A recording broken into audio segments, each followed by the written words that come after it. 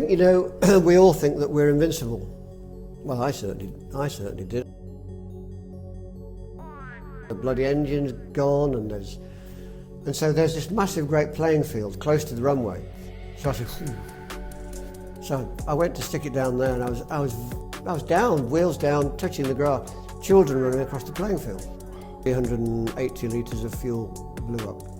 When I got out of the plane, it was like the iconic Battle of Britain film, when you see the pilot get out of the Spitfire and he's rolling in the grass on fire. Phone rang and my secretary put the phone through, and I had to think, do I really want to answer that? Yeah. You went through such a tough time with the crash and what happened, and I've watched. Just tell us a bit about what happened there and how you felt after, and how it changed your thinking maybe of how you work today. Well, I think we all think that we're invincible. Well, I certainly did. I still think I am really, but we think we're invincible. Yeah. And I just happened to. I was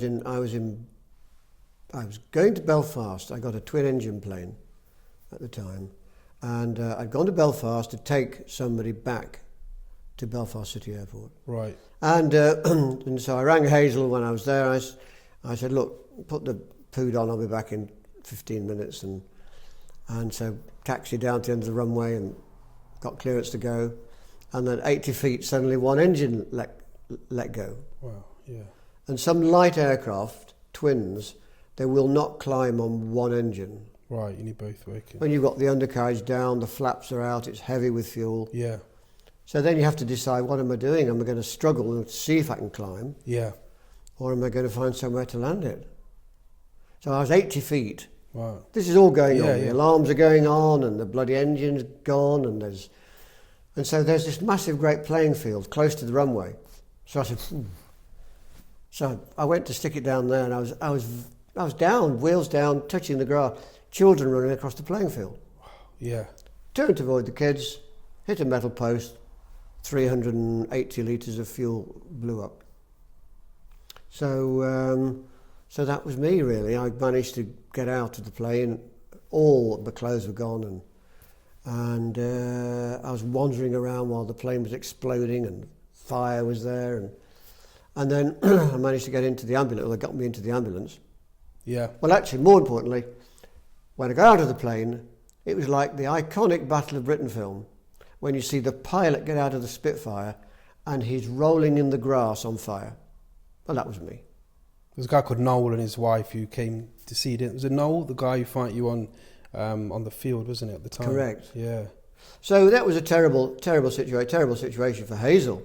Yeah. Suddenly, a handsome husband is close to death, and close to death for 9 months. Yeah. And it was a real test of fortitude and a real test of having a wife who is devoted to you. Yeah. Because here am I, no more a really handsome bloke, shredded to pieces, and I could have lost everything, arms, legs.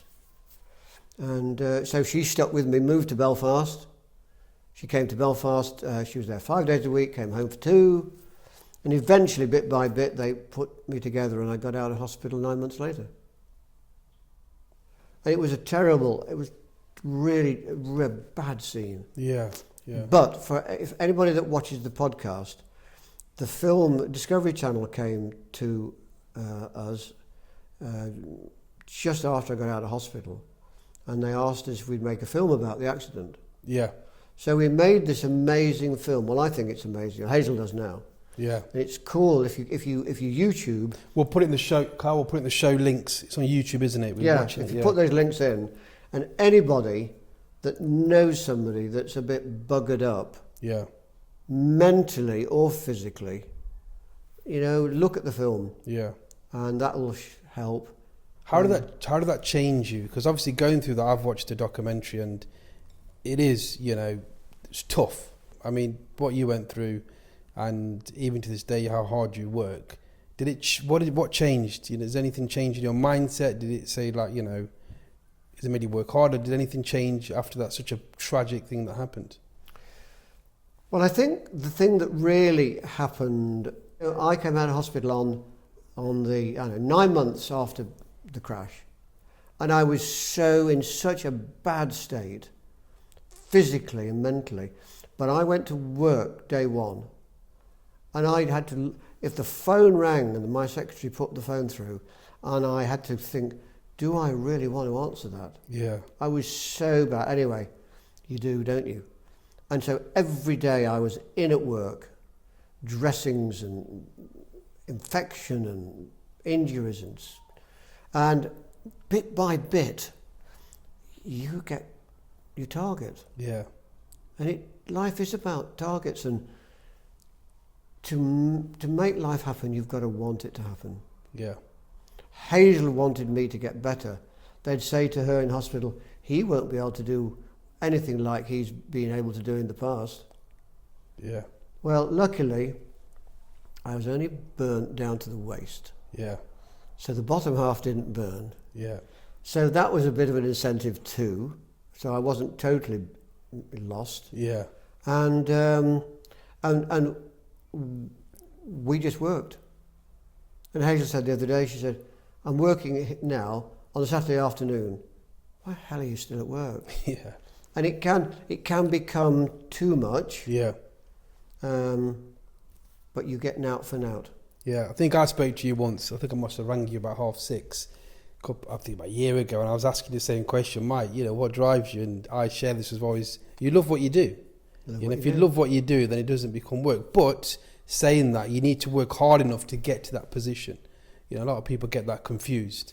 You've got to put the hours and stress in, then you get to that stage. And what it does also, it enables you to generate things to help others. Yeah, 100%. Yeah. You can help others. You've got a bit of cash you can give to charity, or you can mentor people, or somebody who's ill can ring you and you can help them out. Yeah, definitely. I was talking to one other guy about this on the podcast interview, and he was saying, he was a bit brutal about it, and he goes, if you're just thinking about yourself, you're actually quite selfish, because there's so much you could do. Like Bill Gates now, the biggest contributor of charity, he gives so much money away.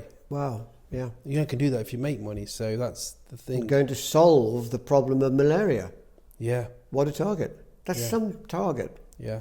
He's done so. We'll watch, there's a documentary on Netflix about what he's done, and he is going for big problems. Big problems. Which the politicians are not interested. So the entrepreneurs are trying to solve the problem to help, people going forward. And we need to do that. And you can only do that by earning the wealth to then do them kind of things. So make sure everyone watches the documentary. It's really worth watching, and you'll be inside. And if you need inspiration, that is what you need to watch. So thank you for watching that video. If you want to see other videos and great guests, make sure you subscribe and like the video. So you can now head over to my website where you can see a bit of my story of building and scaling my businesses, and also all the free resources and tools which you can help you on your journey in your brand and your business. You can also subscribe on the podcast, so you can check on iTunes, Spotify and other locations where you can find the podcast. And I look forward to catching you very soon. Thank you.